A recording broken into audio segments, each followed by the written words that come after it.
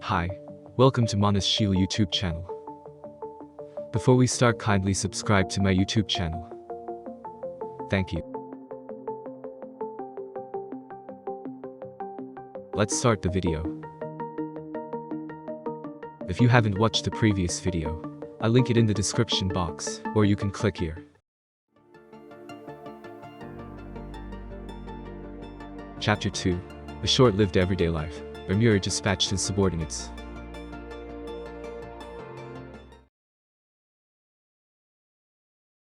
And so, during the last 5 months, when Michael had not moved, we had been preparing for the final battle. We had established a system of mutual cooperation amongst us demon lords, and were holding detailed discussions with each of our territories, so that we'd be able to deal with any problems as soon as they arose. And by us, I meant me. The agreement to go and help the others, if possible, was meaningful to me, but it had been very difficult to coordinate. Just by looking at that exhausting banquet, one would understand how difficult it was to meet with demon lords who were so selfish. First, as promised, I was constructing a magic transfer circle in each demon lord's territory. After Walpurgis, I had asked Mizari to take me to each of the demon lord's countries. I recorded those locations so that I could teleport to them immediately. Of course, the demon lords had all agreed to this. I already knew Guy's castle, the Frost Palace, since it had been the meeting place at the time. I had also already been to Ramina's holy empire of Riberios, and its capital, the sacred city of runes. I had visited the still unnamed country of Milim many times, so I really only had to visit 2 places, El Dorado, the Golden Land, and Damergania, the Holy Void. Dagrul's territory was like a decaying sanctuary. If I had more time, I would have liked to take a leisurely tour, but work took priority at the time. I left immediately, and made arrangements to dispatch Ultima and the others. Incidentally, I found out from the conversation that Milim and Dagrul could not teleport. Needless to say, neither could Ramers. No, I'm not good at that kind of thing. Me too. It's faster to just fly than to do those troublesome coordinate calculations. That's what they both said. It is true that transportation type magic can only transfer you to a location that has been recorded. In the case of the skill spatial transportation, it is more flexible, but the coordinates of your current location and your destination, an accurate depiction, image, are required, or else the skill won't be activated. It is necessary to understand the correlation between the positional information, and to calculate the angle and distance to jump. It may look like an easy transition, but there is a time lag, and it is a surprisingly complicated skill. Milim acts by instinct and natural intuition, and is not good at intentional calculation. Her computational ability is very high, but it seems that she is not good at it, because she finds it troublesome. Dagrul is the physical type, as one can see, and Ramers, well, you know. The construction of the magic transfer circles had been a request from Guy, but they might also come in handy in the future. Leon and Hermines could do whatever they wanted with their magic and skills, but the fact that they didn't oppose the installation suggests that they must have seen the usefulness of this device. After all, it could be used by anyone. In fact, even people with very little magic power could use it. Using the magicules collected from the atmosphere, it was possible to transfer nearly 50 people at once. This would make it easier to travel to and from countries where magic circles have been set up. In the future, we could prepare a larger scale system, but there was still a problem in terms of efficiency. As you know, a large number of magicules are required to transfer organisms. If we waited for the magicules to be replenished naturally, then it would take a week to use it once.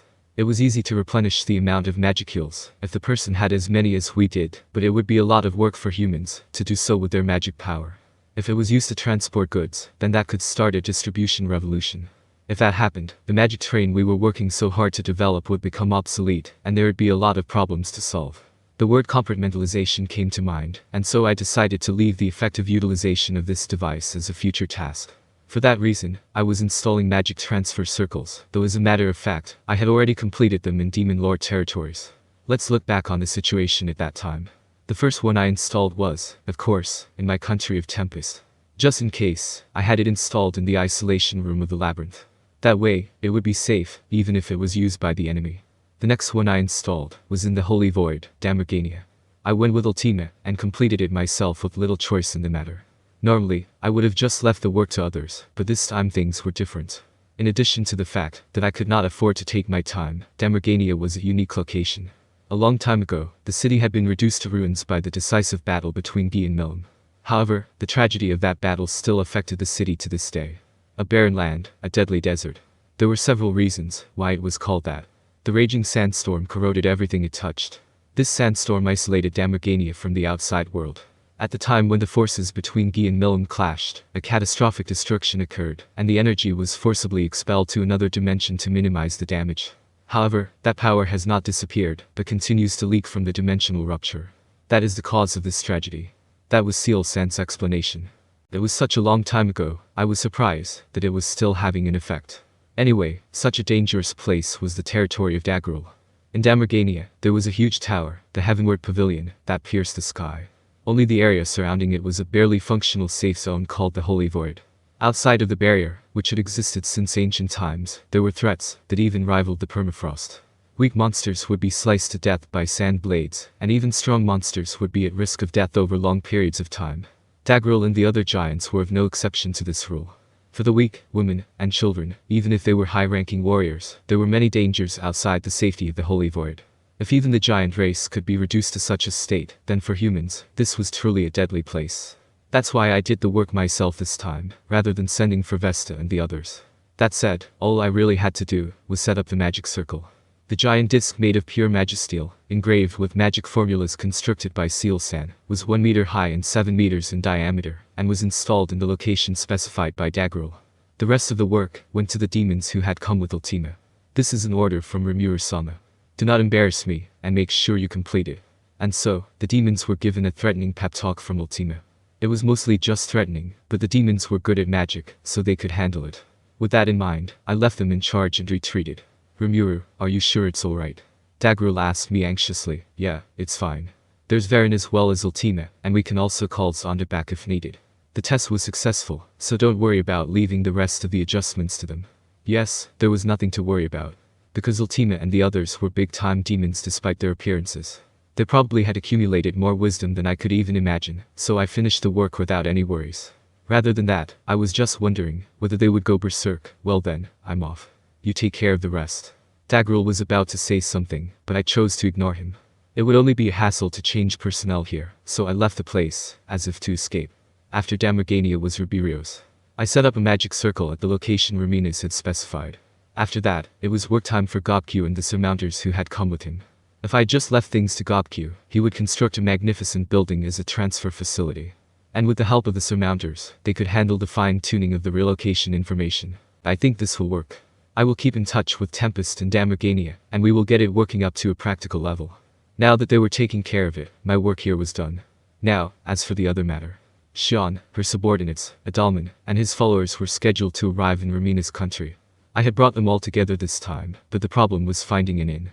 Rest assured. There is an empty room in my temple, so you can sleep there. That would be a great help. Xian, Adalman, that's how it is, so don't cause any trouble. Leave it to me, Rimuru-sama. As Rimuru-sama's secretary, I shall see to it that your duties are carried out in an unashamed manner. I'm worried. I'd rather you not do anything, and just send me a message when the enemy attacked. However, it's such a pity that I can't cook. They say that even one day without cooking can dull one's skills. Isn't that for more delicate skills, like the piano? Come to think of it, Xian is also good at the violin, so doesn't she need to practice that too? Don't you need to practice your instrument? You're so enthusiastic about combat training, but I never really see you playing the violin. Fufufu, don't worry. As long as you practice daily, playing an instrument is a piece of cake. It's more about the ability to make subtle changes of seasoning that's crazy. This person's way of thinking is wrong. I hid my disgusted expression, wondering if I should apologize to all the musicians in the country. Xian says it's all in the seasonings, but no matter how much you get it wrong, the taste will be guaranteed. However, too much salt is too salty, and too much sugar is just bad for your health. The correct answer is that the right amount is important. Anyway, it's clear that our concerns are misdirected. As I was thinking this, Ramina's interjected from the side.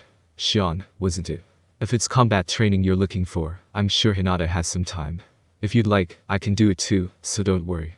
Oh, and as for the cooking, I will give you an unused kitchen, and arrange for the ingredients, so you can do as you please. I was made speechless by her words. The offer was so fearless, that I was trembling. I was so startled, that I was too late to stop her. Ruamina's, letting Xian cook for you is, no, I don't mind. In this day and age, hobbies should be cherished. I also had a passion for cooking at one time.